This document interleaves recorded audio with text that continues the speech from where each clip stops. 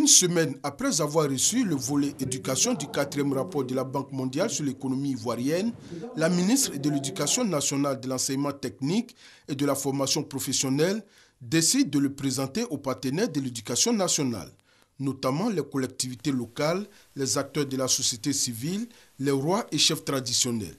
Il y ressort de ce rapport que 83% du budget de l'État dédié à l'éducation nationale est consacré au salaire contre 6% réservés à l'investissement, plaçant ainsi la Côte d'Ivoire parmi les premiers pays du continent à investir dans l'éducation et la formation.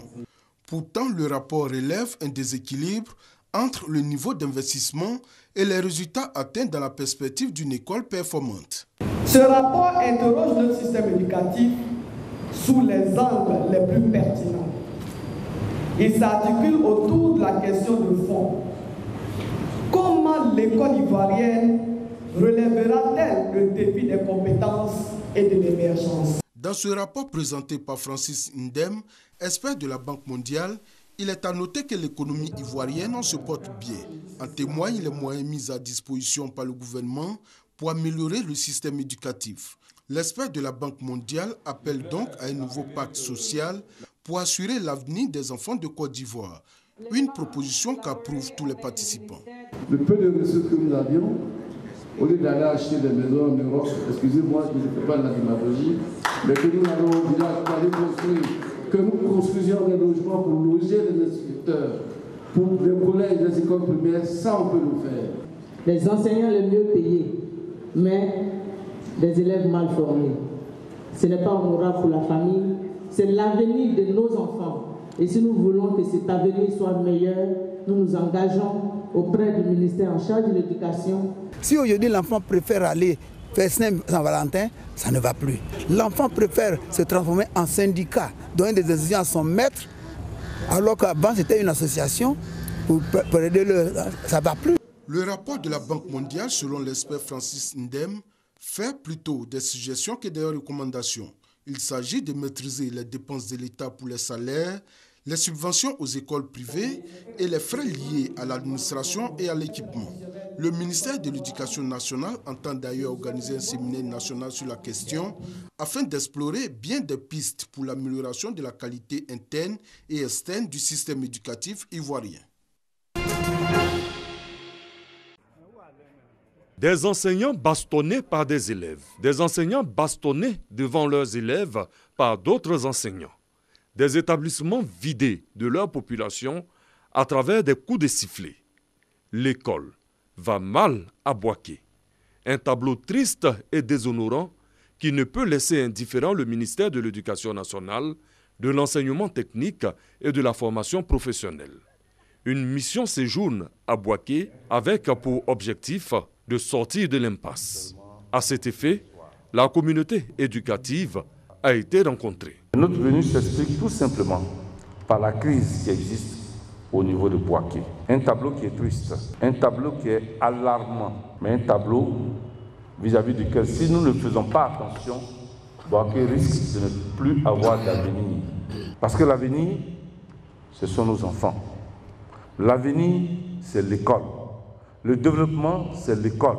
Une rencontre jugée salvatrice. Nous retenons que déjà, le ministère pense à l'école à Boaké. Que chaque enfant se dise qu'il a intérêt à aller apprendre quelque chose à l'école. Le savoir-être et le savoir-faire, tout ça là, c'est à l'école qu'on doit ficeler ça. Et quant aux enseignants qui ne descendent pas dans la boue derrière les enfants, quand les élèves posent de mauvais actes, ils doivent montrer qu'ils sont les vrais formateurs. Déjà la veille, la délégation venue d'Abidjan a longuement échangé avec les partenaires de l'école, avec toujours le même objectif, le retour à la normale dans les écoles à Boaké.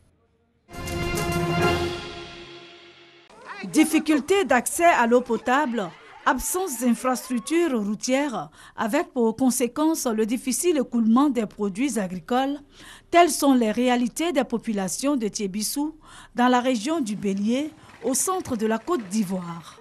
Village après village, hameau après hameau, les députés ont sillonné le département pour s'imprégner de ces réalités.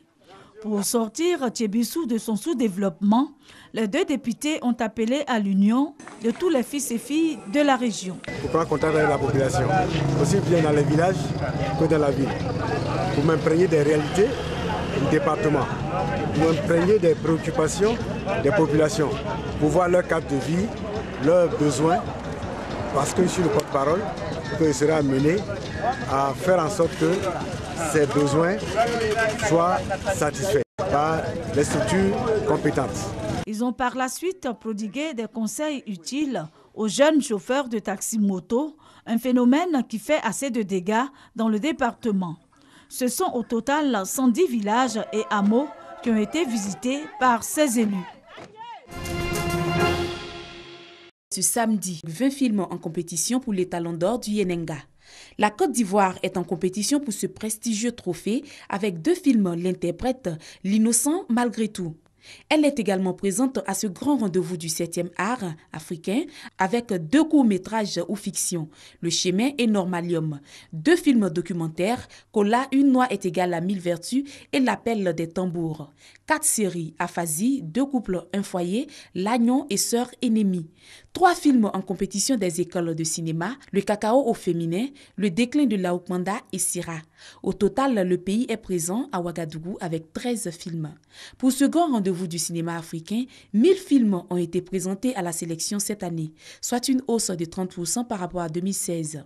Les réalisateurs de 20 films en course pour les Talons d'Or du Yenenga sont issus de 15 pays du continent, dont 2 Ivoiriens et 3 Burkinabés. La méga star du reggae ivoirien, Alpha Blondy, est l'artiste invité pour ce concert d'ouverture de ce 25e FESPACO. Le festival prend fin le 4 mars 2017.